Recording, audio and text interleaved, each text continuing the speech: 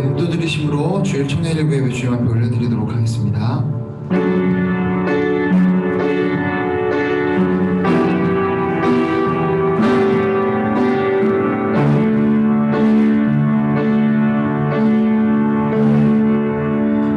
사랑과 은혜가 풍성하신 하나님 아버지, 오늘 이렇게 주의 전에 모여 또 비대면으로 주님 앞에 예배를 드립니다. 모든 주님 앞에 나온 모든 자들에게 주의 은혜를 부어주시옵시고, 이 시간 온전히 하나님만 바라보며 신령과 진정으로 주님 앞에 드리는 예배 될 수 있도록 주님 도와주시옵소서. 이 모든 말씀 예수님의 이름으로 기원하옵나이다. 아멘. 사도신경으로 우리의 신앙을 고백하겠습니다. 전능하사 천지를 만드신 하나님 아버지를 내가 믿사오며 그 외아들 우리 주 예수 그리스도를 믿사오니 이는 성령으로 잉태하사 동정녀 마리아에게 나시고 본디오 빌라도에게 고난을 받사 십자가에 못 박혀 죽으시고 장사한 지 사흘 만에 죽은 자 가운데서 다시 살아나시며 하늘에 오르사 전능하신 하나님 우편에 앉아 계시다가 저리로서 산자와 죽은 자를 심판하러 오시리라. 성령을 믿사오며 거룩한 공예와 성도가 서로 교통하는 것과 죄를 사하여 주시는 것과 몸이 다시 사는 것과 영원히 사는 것을 믿사옵나이다. 아멘. 찬송가 15장 우리 함께 찬양하도록 하겠습니다.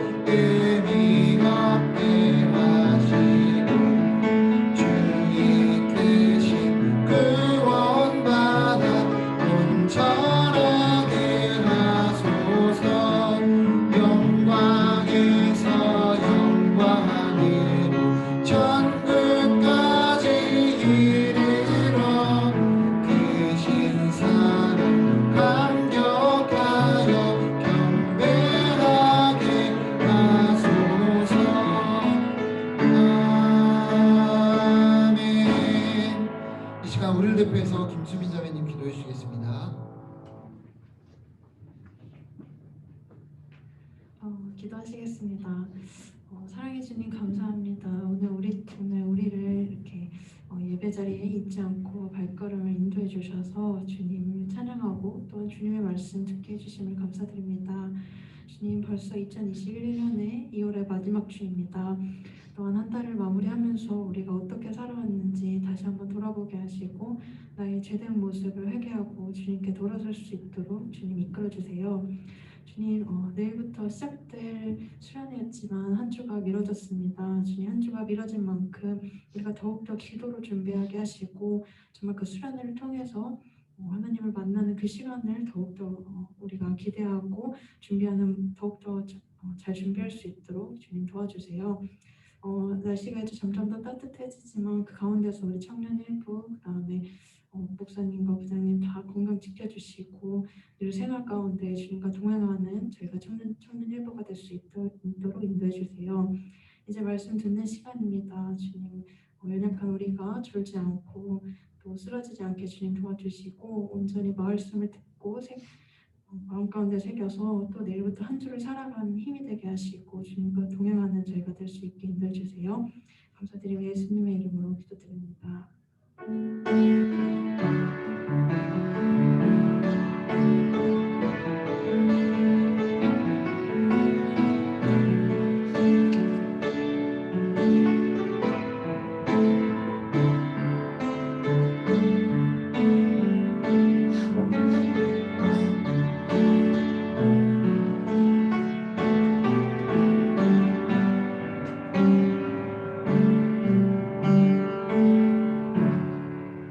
네, 오늘 하나님께서 우리에게 주시는 말씀은 마가복음 9장 1절로 9절까지 말씀입니다.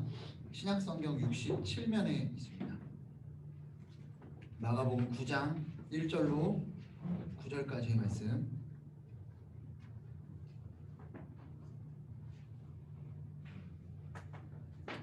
오늘 성경책을 많이 찾아야 돼서 마가복음 9장 여기에다 이렇게 좀 책갈피 같은 거 좀 껴놔 주세요.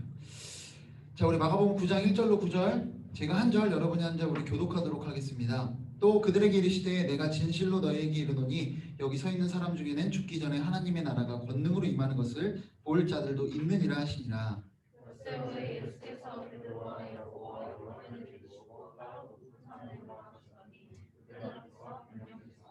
그 옷이 광채가 나며 세상에서 빨래하는 자가 그렇게 희게 할 수 없을 만큼 매우 희어졌더라.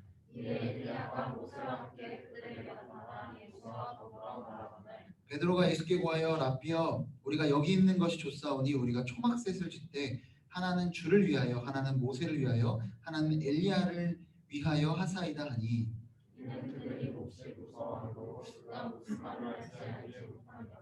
마침 구름이 와서 그들을 덮으며 구름 속에서 소리가 나되 이는 내 사랑하는 아들이니 너희는 그의 말을 들으라 하는지라.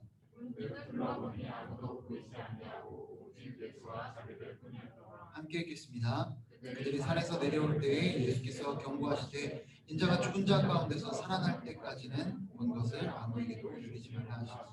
아멘. 수민자매가 수련회를 위해서 기도를 했는데 그런 생각을 해봤어요. 수련회 저희가 지난주 사연 쓴 게 지난주죠. 지난주에 수련회에 대한 어떤 기억들에 대해서 사연을 쓴 거를 봤는데 우리 친구들이 너무나 이 수련회를 가고 싶어하는 그런 마음이 느껴졌던 것 같아요. 저도 너무나 수련회를 가고 싶은, 뭐 집을 떠나고 싶어서 그런 건 아니에요. 자꾸 그런 소문 내지 마시고 어쨌든 간에 수련회가 가고 싶은 그런 마음이 들어서 이런 생각을 했어요.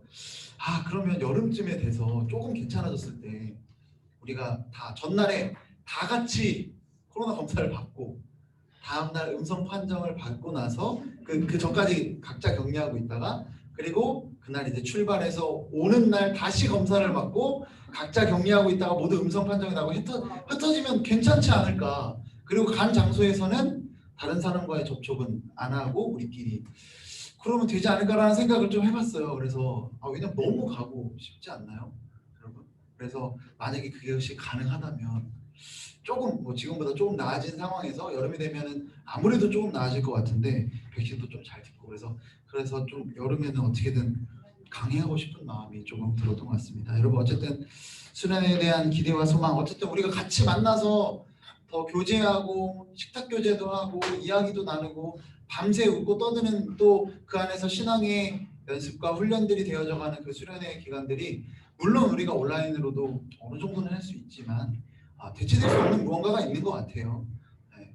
여러분 그래서 우리가 그 일들을 사모하면서 좀 기다리고 또 기도하는 우리 모두가 됐으면 좋겠습니다. 여러분 오늘 말씀을 함께 살펴보도록 할게요.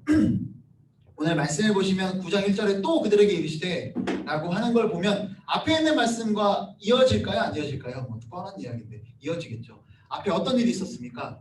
예수님께서 베드로에게 물으시죠. 너희는 나를 누구라 하느냐? 그래서 주는 그리스도십니다 라고 그렇게 고백을 합니다. 메시아이시다, 당신이 구세주다라는 것을 고백을 한 거죠. 그리고 그 이후에 예수님께서 자기가 죽으시고 사흘 만에 부활하실 것, 자기가 고난받는 종이다라는 사실을 이 제자들에게 말씀을 하세요. 자, 그리고 나서 그랬더니 베드로가 어떻게 합니까? 예수님 절대 그러시면 안 됩니다. 고난 받으셔도 안 되고 죽으셔도 안 돼요. 당신은 끝까지 승리하셔야 되죠. 이렇게 예수님 뜯어 말리더라는 겁니다. 그래서 이 예수님께서 사탄아 내 뒤로 물러가라. 하나님의 일을 생각하지 않고 도리어 사람의 일을 생각하는도다. 이렇게 말씀을 하십니다. 여러분 그리고 나서 계속해서 하시는 말씀이 뭐였냐면 우리 9장 1절 말씀 한번 같이 읽어볼까요? 9장 1절 시작. 또 그들에게 이르시되 내가 진실로 너희에게 이르노니 여기 서 있는 사람 중에는 죽기 전에 하나님 나라가 권능으로 임하는 것을 볼 자들도 있느니라 하시니라.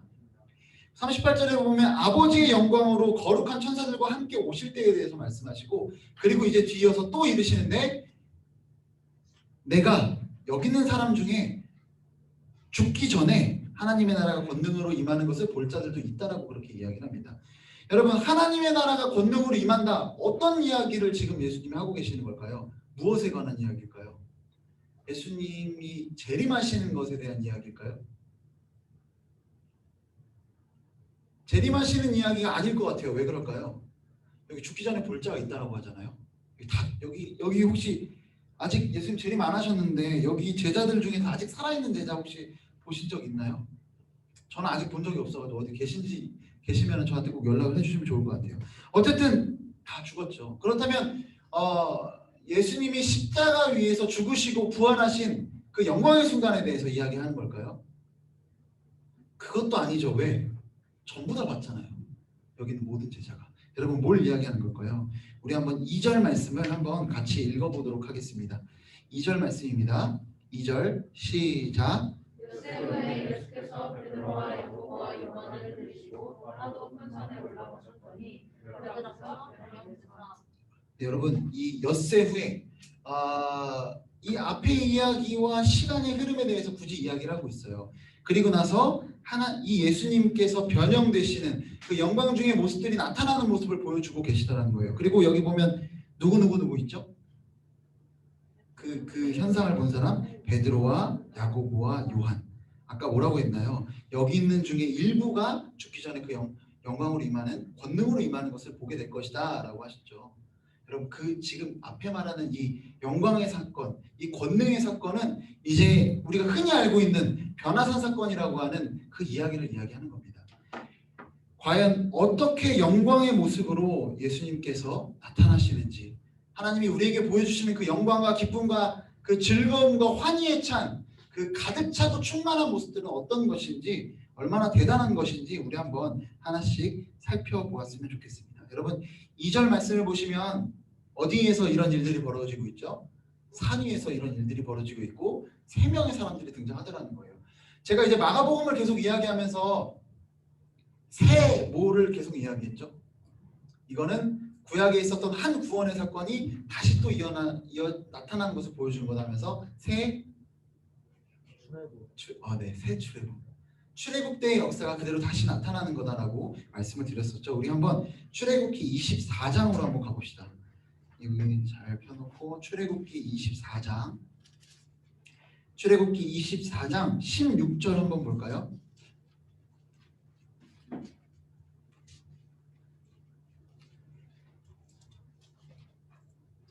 (24장) 16절 찾으셨나요? 네, 우리 한번 같이 읽어보도록 하겠습니다. 시작. 여호와의 영광이 신의 산 위에 머무르고 구름이 엿새 동안 산을 가리더니 일곱째 날에 여호와께서 구름 가운데서 모세를 부르시니라. 여러분 굳이 아까 며칠 후에라고 했었죠? 엿새 6일 후였죠. 오늘 여기도 엿새 후더라는 거예요. 그리고 여호와의 영광이 임하는 그 장면 어디에서? 산 위에서 하나님의 영광이 나타나는 그 장면을 보여주고 있다는 겁니다. 그리고 24장 1절과 9절 말씀도 한번 다시 한번 1절 말씀 한번 볼게요. 24장 1절 앞으로 가서 한번 읽어보겠습니다. 시작. 또 모세에게 이르시되 너는 아론과 나답과 아비후와 이스라엘 장로 70명과 함께 여호와께로 올라 멀리서 경배하고 3명의 사람들을 따로 떼더라는 거예요. 아론과 나답과 아비후. 여러분 아까 이 변화산 사건에서도 마찬가지였죠. 세 명의 사람들. 여러분 이 새 출애굽에 하나님의 영광이 임재하였던 그 상황이 다시 재현되고 있는 겁니다. 여러분 그 영광의 모습이 다시금 이 예수님을 통해서 보여지고 있다는 거예요. 그리고 여러분 우리 한번 3절 한번 같이 읽어볼까요? 원래로대로 돌아가서 마가복음 9장 우리 3절 말씀 한번 같이 읽어보겠습니다. 오늘 좀 많이 왔다 갔다 할 거예요. 자, 마가복음 9장 3절 한번 같이 읽어보겠습니다. 시작. 그곳이 광채가 나며 세상에서 빨래하는 자가 그렇게 희게 할 수 없을 만큼 매우 희어졌더라.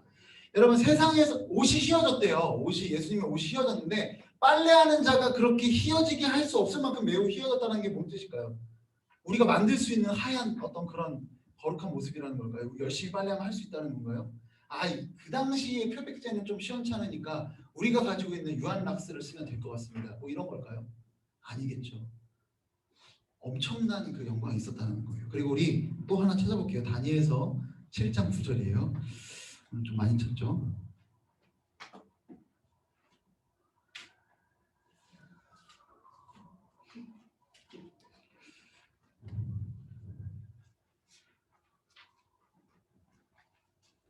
다니엘서 7장 9절입니다. 우리 7장 9절 말씀을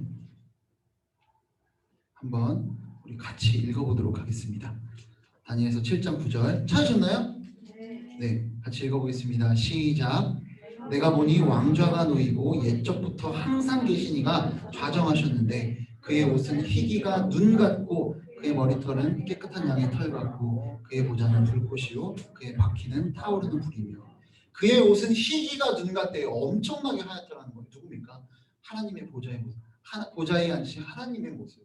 이 예수님께서 그런 신적 존재라는 것을 그 영광스러운 존재라는 것이 이 변화산 사건 가운데 드러나고 있더라는 겁니다. 여러분 계속해서 영광의 장면에 대해서 살펴볼게요. 누가 등장을 합니까? 이 영광의 장면에 4절 말씀 우리 한번 또 다시 마가복음으로 가서 이따가 또 구약 한번 또 가야 돼요. 마가복음 다시 9장으로 가서 4절 말씀 우리 한번 같이 읽어보겠습니다. 4절입니다. 시작.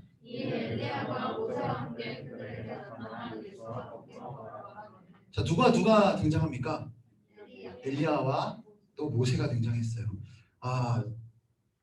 엘리야 이런 질문들을 해야 돼요. 말씀을 보면서 어떻게 엘리야랑 모세인 줄 베드로가 이렇게 알았을까?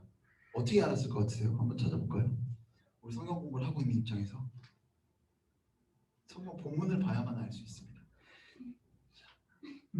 3초만 생각할 시간 드릴게요. 어떻게 알았을까? 이건 그냥 생각을 위해서 성경을 더 잘 보기 위해서 잠깐 문제를 드린 거예요. 1초, 2초, 3초. 4절 후반에 보면 어떻게 이야기하고 있죠? 더불어 말하거니라고. 우리가 추론컨대 아마 이 이야기하는 가운데 그 사람이 모세구나, 엘리야구나라는 것을 짐작할 수 있었을 것 같아요. 뭐 구약의 대단한 사람 모세와 엘리야뿐이지 않습니까? 라고 하기에는 조금 애매하죠. 여러분 어쨌든 그 예수님과의 대화를 통해서 엘리야와 모세라는 것을 알게 되었어요. 여러분 근데 왜 굳이 엘리야와 모세였을까요? 누구는 그렇게 이야기해요. 엘리야는 최고의 선지자다. 모세는 율법의 수여자다. 여러분 그런데 오늘 본문의 맥락상 이 어떤 변화산 사건의 맥락상 우리가 생각을 해보면 좀 다르게 볼 수 있어야 될 것 같아요. 여러분 이 엘리야는 구약에 예언되어 있죠. 그리고 엘리야가 신약에 누구로 등장을 합니까? 누구를 예비하는 자로 등장을 하죠? 약대 털옷을 입은 세례 요한. 메시아를 예비하는 자가 바로 이 엘리야적 존재였습니다. 그리고 모세는 여러분 신명기 18장 15절에 보면은 여러분 이 모세는 이스라엘 백성의 구원자였죠. 이스라엘 백성을 새 출애굽했던 사람이었어요. 그런데 이 신명기 18장 15절에 보면 나와 같은 선지자가 등장할 것이다. 그의 말을 잘 들어라 라고 이야기합니다. 오늘 말씀에도 보면 하나님께서 말씀하시죠. 7절 말씀에 너희는 그의 말을 들으라. 우리 신명기 18장 15절을 여러분 나중에 찾아보시면 좋을 것 같아요. 거기 보면 그 모세와 같은 선지자 바로 예수님을 이야기하는 겁니다. 구약의 이스라엘의 구원자 하나님의 백성을 구원했던 그 모세는 이 예수님을 예표하는 자더라는 거예요. 다 누구를 이야기합니까? 엘리야든 모세든. 엘리야든 모세든 다 엄청난 영광스러운 존재였고 하나님의 영광을 맛본 사람들이었죠. 그런데 그들은 다 어떤 존재? 예수님을 예비하고 또 예수님을 그저 예표하는 존재였다라는 거예요. 예수님은 어떤 분이라는 겁니까? 엘리야와 모세와는 비견할 수 없을 만큼의 영광스러운 존재가 바로 예수님이다라는 것을 이야기하고 있습니다. 여러분, 그리고 뿐만 아니라 이 9절 말씀에 보면은 뭔 이야기를 하죠? 죽은 자 가운데서 살아날 때까지는 본 것을 말하지 말라고 합니다. 여러분, 죽은 자, 죽음에 대해서 이야기를 하더라는 거예요. 엘리야와 모세는 또 죽음에 관해서 뭔가 좀 특징이 있어요. 엘리야 어떻게 죽었을까요? 지금 뭐가 살짝 나왔어. 지금 내 귀에 살짝 답이 스쳐왔어요. 엘리야는 승천했어요. 죽지 않고. 네. 그리고 모세는요, 신명기 거의 마지막인데 보면은 그의 무덤을 발견할 수가 없었다라고 표현이 되어져 있습니다. 죽음에 대해 어떤 모호한 표현들이 있더라는 거예요. 여러분, 죽음과 관련된 두 사람, 그리고 그것을 넘어서 죽음을 이기고 부활하신 예수님. 여러분, 계속 이 엘리야랑 모세라는 존재는 그들의 영광을 보여주면서 그거와는 비견할 수 없는 하나님이신 예수님의 영광, 그분의 이 영광이 얼마나 크고 위대하고 아름답고 기쁘고 휘황찬란한지에 대해서 설명하고 있더라는 겁니다. 엘리야와 모세의 영광은 그저 예수님을 나타내고 보여주기 위한, 예수님을 강조하기 위한 그런 모습일 뿐이다라는 것이죠. 여러분, 그런데 이 베드로가 등장하는 베드로의 모습을 보면 예수님을 어느 정도로 생각하고 있는 것 같으세요? 여러분 생각에는? 지금 모세와 엘리야와 그 베드로 알고 있을 거 아니에요. 구약 성경을 읽었을 거 아니에요. 우리로 치면은 우리 뭐 조선 뭐 이렇게 우리 역사 가운데 좀 대단한 인물 뭐 누구 있나요? 뭐 세종대왕이랑 이순신 뭐 이 정도로 생각을 합시다. 막 세종대왕 이순신 있는 거예요. 거기에 뭐 예수님 같은 베드로가 어떻게 보고 있는지 한번 5절 말씀을 우리 한번 같이 읽어보겠습니다. 5절입니다. 5절 시작.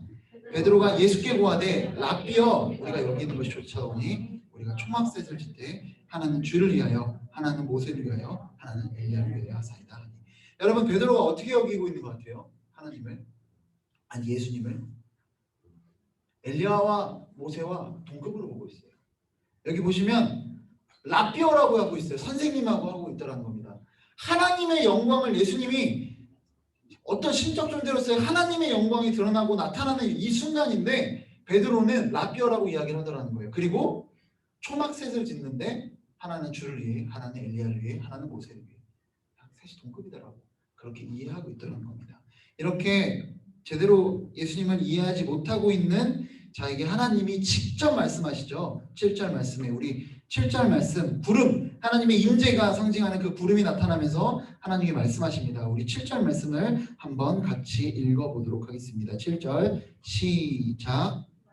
구름이 와서 그들을 덮으며 구름 속에서 소리가 나되 이는 내 사랑하는 아들이니 너희는 그의 말을 들으라 하는지라. 네, 그분이 하나님의 아들, 그분이 곧 하나님이시다라는 것을 하나님께서 직접 이 베드로에게 말씀해주고 계십니다. 이 예수님의 엄청난 영광, 그 기쁨과 환희가 이 장면 가운데 나타나고 있는 거예요. 베드로조차, 예수님을 알고 있는 베드로조차도 감히 상상도 못한 어떤 그런 영광의 장면이 지금 나타나고 있는 겁니다. 여러분, 그런데 9절 말씀에 보면은 또 그 이후에 뭐라고 이야기를 하고 있습니까? 9절 말씀 한번 같이 읽어볼까요? 9절 시작. 그들이 산에서 내려올 때에 예수께서 경고하시되 인자가 죽은 자 가운데서 살아날 때까지는 본 것을 아무에게도 이르지 말라 하시니.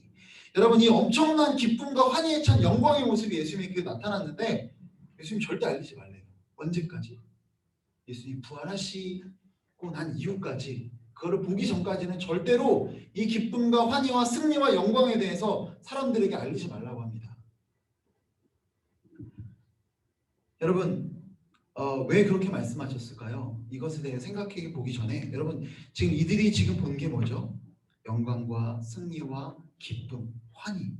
그런데 이 지금 베드로가 뭘 하겠다고 합니까? 예수님한테 저 이걸 할 거예요 라고 얘기를 해요. 뭘 하겠다고 하죠? 5절 말씀에 뭘 하겠다고 하죠? 초막셋을 짓겠다라고 해요. 여러분, 초막을 짓는다라고 해요. 초막을 짓는 게 어떤 의미가 있을까요? 네? 뭐라고 했어요?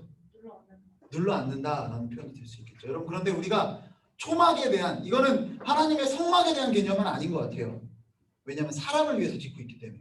자, 그렇다면 이 초막이 뭘까? 여러분, 우리가 레위기를 했으면 알 수도 있을 것 같은데. 레위기. 우리 레위기. 네? 자, 우리 여러분, 우리 초막을 짓고 이 초막에 거주하는 이스라엘의 절기가 있어요. 무슨 절기일까요? 초막절이죠. 여러분, 우리 초막절 한번 또 살펴봅시다. 우리 레위기 23장으로 한번 가봅시다. 여러분, 이 레위기가 마지막이에요. 구약으로 가보는 건. 자, 우리 레위기 23장 한번 가볼게요. 레위기 23장. 여러분, 도대체 왜 이 양반이, 이 베드로가 이 엄청나게 기쁨과 환희와 영광의 순간, 이 구원이 날이 이르는 것만 같은 그 기쁨의 순간에, 그 기쁜 장면에, 그것을 보여주는 그 순간에 왜 초막을 짓자라고 했는지, 여러분, 그 왜 그런 짓자라고 했는지 우리 23장 42절 가볼까요? 23장 42절과 43절 우리 한번 한 목소리로 합독하겠습니다. 시작. 너희는 이레 동안 초막에 거주하되 이스라엘에서 난 자는 다 초막에 거주할지니 이는 내가 이스라엘 자손을 애굽 땅에서 인도하여 내던 때에 초막에 거주하게 한 줄을 너희 대대로 알게 함이니라. 나는 너희의 하나님 여호와이니라. 여러분, 이 초막절이 어떤 절기였습니까? 이 이스라엘 백성을 하나님께서 구원하셨죠. 그리고 구원하시고 나서 이들이 산 곳이 어디예요? 광야였어요. 그래서 이들이 당시 생활이 초막을 짓고 살았어요. 초막을 지으면 뭐가 생각나겠어요? 하나님이 우리를 애굽에서 구원해내셨지.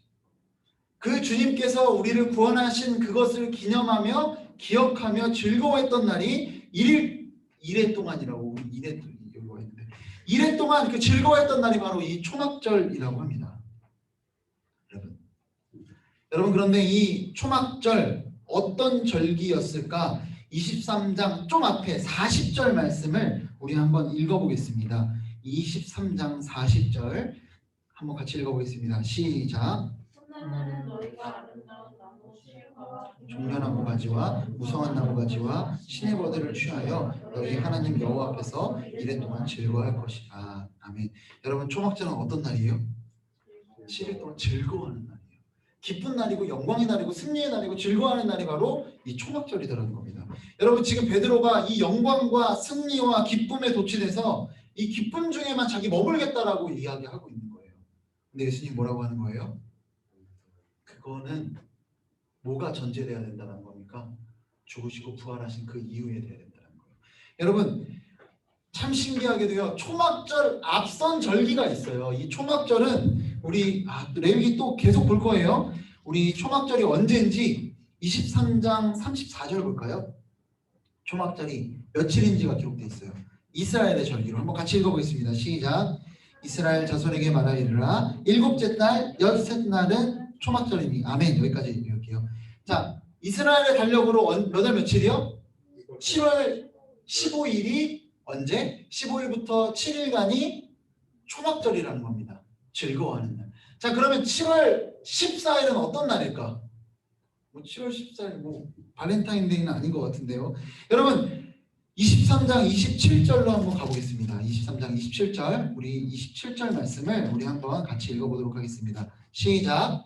일곱째 달 여름날은 속죄일이니 너희는 성회를 열고 스스로 괴롭게 하며 여호와께 화제를 드리고. 여러분, 7월 14일이 어떤 날이라고 합니까? 속죄일.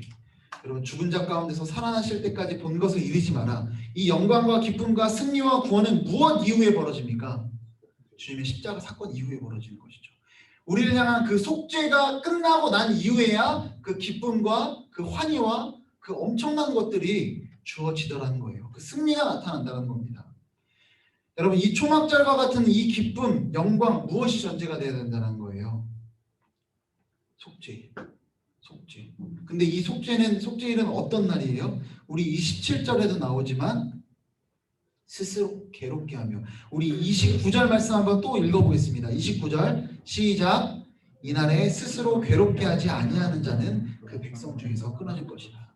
여러분, 초막절은 어떤 날이었습니까? 즐거운 날이었어요. 그런데 속죄일은 스스로 괴롭게 하는 날, 고난과 희생과 헌신과 섬김이 있는 날이 바로 이 속죄일이었다는 겁니다. 고난의 날입니다. 여러분, 우리 가운데 주님의 승리와 구원의 영광이 있는 줄로 믿으시기 바랍니다. 도대체 왜 아멘은 아무도 안 할까요? 여러분, 믿으시기 바랍니다. 여러분 우리한테 그 하나님의 영광이 있더라는 거예요. 여러분 그런데 그 앞에 앞서서 우리에게 이 속죄와 같은 스스로를 괴롭게 하는 이 고난도, 이 어려움도, 이 희생과 섬김과 이 권리 포기의 이 일도, 자기 부인의 이 일도, 이 십자가의 이 일이 반드시 전제되어야만 하더라는 거예요. 여러분 오늘 말씀을 통해 이 예수님이 보여주신 영광은 계속 이야기했지만 엄청난 영광이었어요.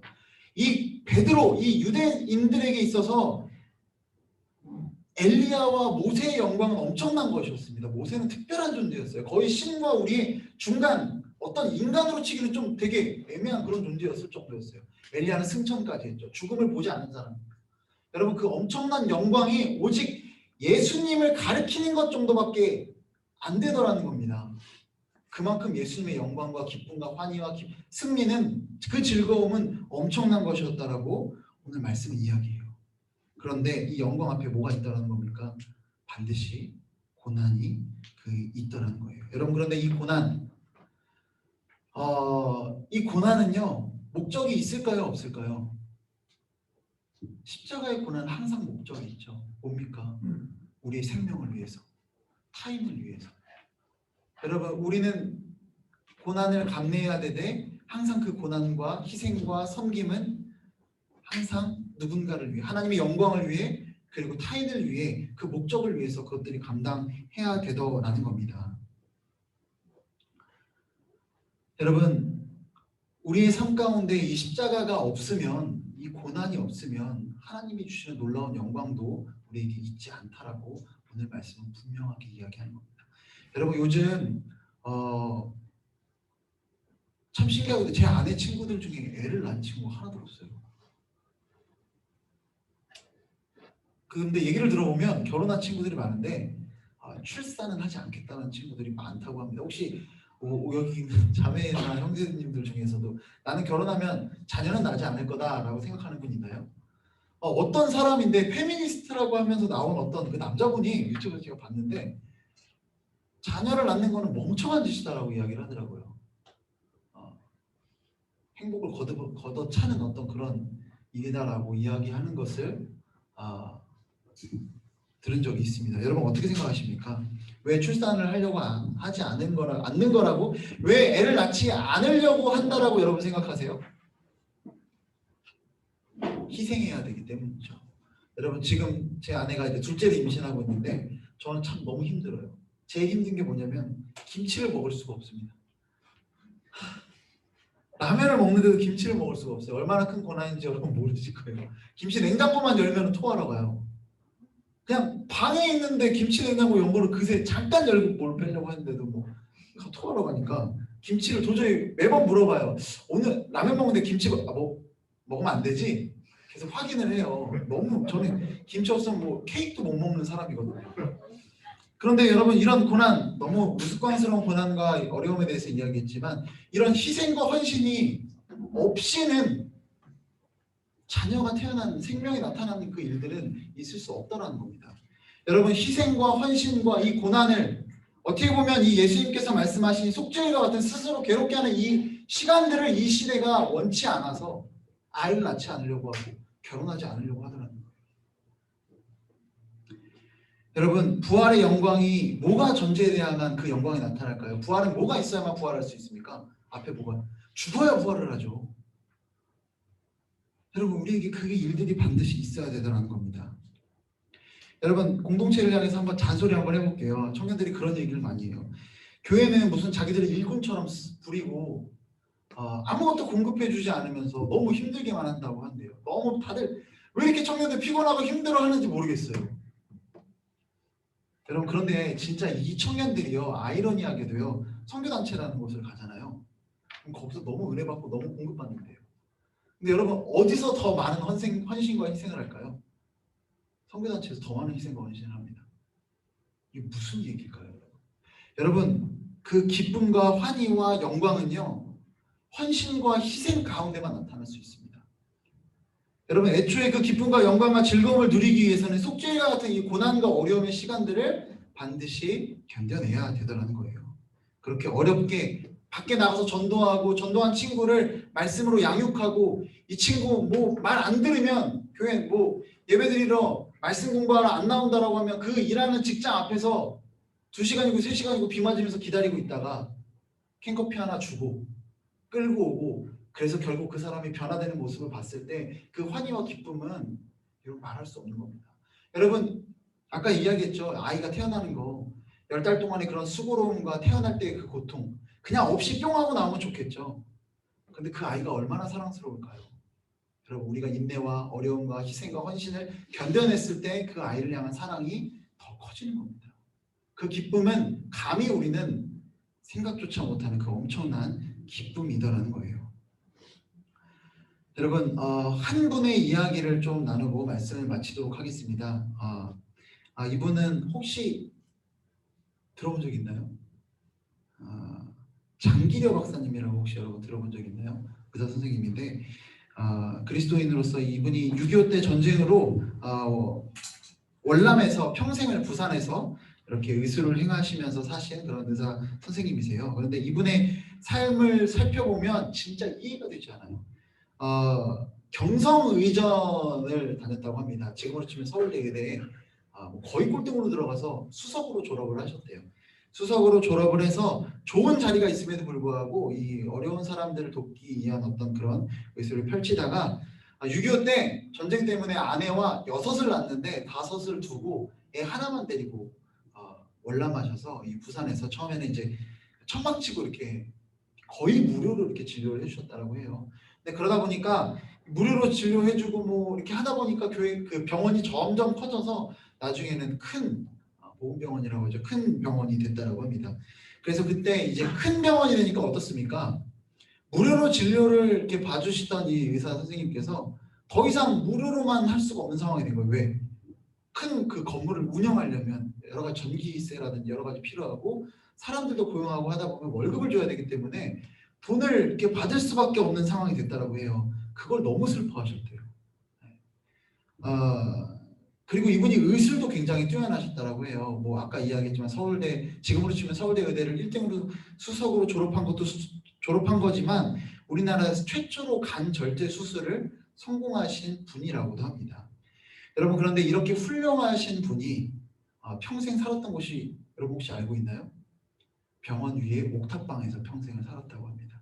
그리고 죽을 때 보니까 유품이 하나도 없고 통장 하나에 있었던 전 재산이 1,000만 원이었는데 그것도 자기 그 아플 때 도와주셨던 간병인은 다 주셨대요. 뭐 자녀도 하나 뭐 있었고 그랬지만 전혀 아무것도 남기지 않았던. 여러분 왜 이렇게 돈이 없었을까요? 그분이 그런 일을 많이 했대요. 이렇게 그래서 뭐 병원 진료를 마치고 나면 이 사람 돈이 없을 경우에 돈을 받아내려고 할 거예요. 아니에요. 병원에서. 그래서 뒷문을 몰래 이렇게 빠져나가게 도망갈 수 있도록 해주시기도 하고, 그리고 이분이 영양실조로 어려움이 있으면은 의사 선생님께서 진료비를 받지 않는 것은 물론이거니와 밥을 사 먹을 수 있도록 자기 돈을 그렇게 계속 주셨다고 합니다. 그래서 유품도 하나도 없는 정말 아무것도 평생 돈을 쓴 적이 없는 그분이 재산이 하나도 없었다는 거예요. 큰 병원의 원장이었음에도 불구하고 사람들한테 다 내어줬다는 거죠. 여러분 어떻게 그런 일들이 가능했을까요? 여러분 희생과 섬김과 그 헌신과 그 포기가 그 그리스도인으로서 살아가는 그 가치관이 그분에게 있었기 때문입니다. 여러분 그 이후에는요 어떤 일까지 있었냐면 아까 이야기했지만 북쪽에다가 자기 아내와 사랑하는 아내와 가족들을 남겨두고 왔다고 했잖아요. 뭐 여러분 이산가족 그 만남 옛날에 있었던 거 아시죠?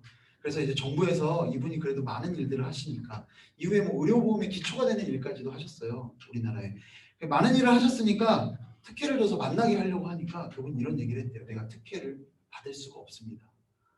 그래서 항상 사랑하는 아내의 사진을 가슴에 품고 살았음에도 불구하고 끝내 그 가족을 만나지 못했다고 합니다. 만나게 해주겠다라고 하는데도 말입니다. 여러분 그런데 이분이 그리스도인으로서의 어떤 철학과 가치관을 가지고 있었는지 그분이 썼던 말이 있는데 그걸 읽어보면 우리의 진짜 오늘 말씀에 대한 정리가 될 것 같아요. 제가 그분이 했던 말에 대해서 읽어드리도록 하겠습니다. 나의 세계는 나의 사랑하는 곳에 있다. 그것은 나의 영원한 왕국이다. 아무도 빼앗지 못한다. 인생의 승리는 사랑하는 자에게 있다. 사랑받지 못한다고 슬퍼하지 말라.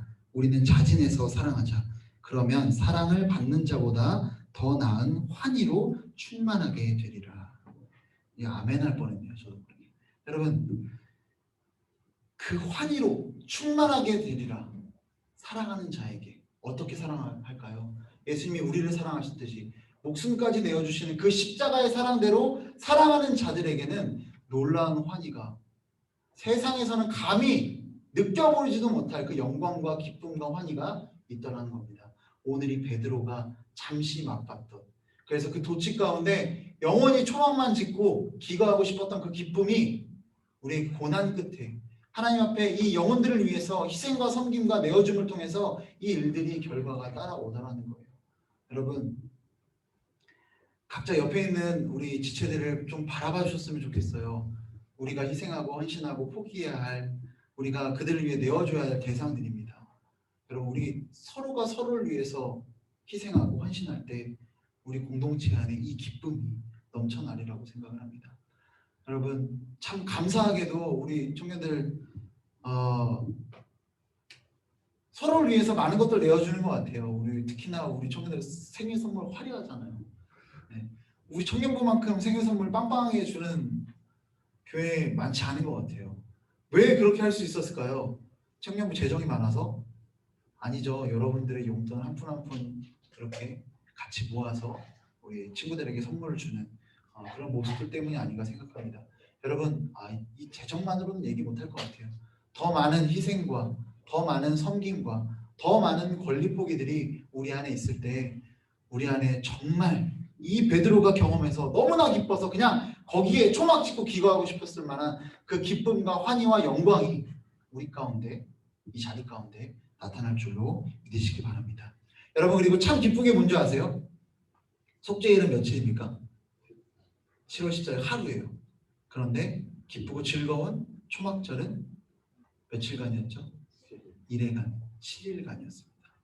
우리에게 그 기쁨의 영광이 더 길고 더 영원하며 더 크다라는 사실을 잊지 말고 우리 앞에 주어진 내 옆에 있는 친구들에게 내어줄 수 있는 저와 여러분 되기를 소망합니다. 기도하겠습니다.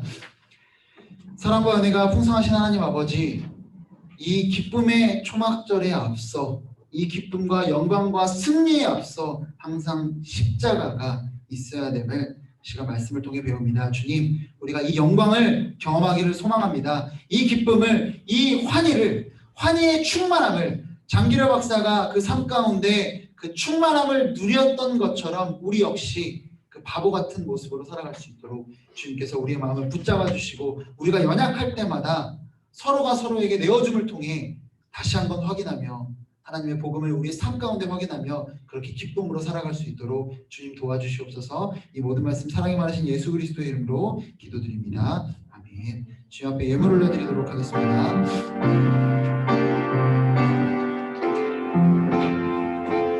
나의 모습, 나의 소유, 주님 앞에 모두 드립니다.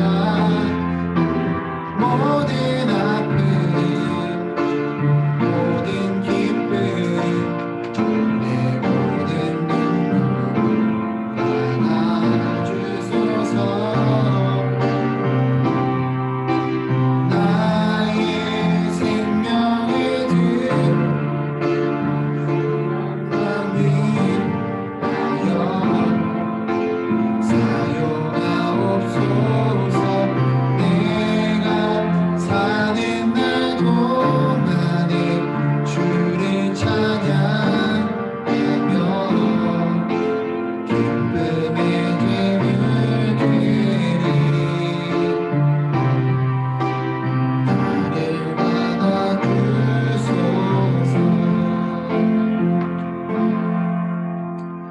예물을 위해서 기도하겠습니다. 사랑과 은혜가 풍성하신 하나님 아버지, 오늘도 주님 앞에 우리의 어떻게 보면 가장 사랑할 수도 있을 법한 이 물질을 주님 앞에 드립니다. 우리의 마음을 받아주시옵시고 이 물질이 사용되어지는 곳마다 하나님의 놀라운 사랑이 전해질 수 있도록 주님이여 인도하여 주시옵소서. 그리고 항상 우리가 살아감에 있어서 감사할 거리들이 항상 차고 넘치고 주님 앞에 드림에 있어서 인색하지 않는 우리 모두가 될 수 있도록 주님 인도하여 주시옵소서. 이 모든 말씀 사랑이 많으신 예수 그리스도의 이름으로 기도드립니다. 아멘. 이제는 주 예수 그리스도의 은혜와 하나님 아버지의 극진하신 사랑하심과 성령 하나님의 감화감동 교통하심이 이제는 영혼들을 위하여 내어주기로 결단하는 십자가의 길을 가기로 결단하는 모든 청년일구 머리 위에 이제로부터 영원토록 함께 계실지어다. 아멘.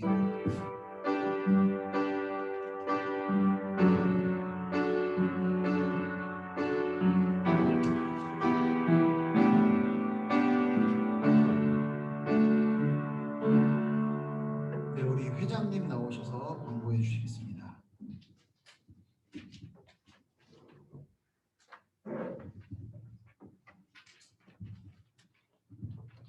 안녕하세요. 네, 청년부 예배는 1시 40분부터 시작됩니다. 근데 요즘 좀 많이 늦어지고 있긴 한데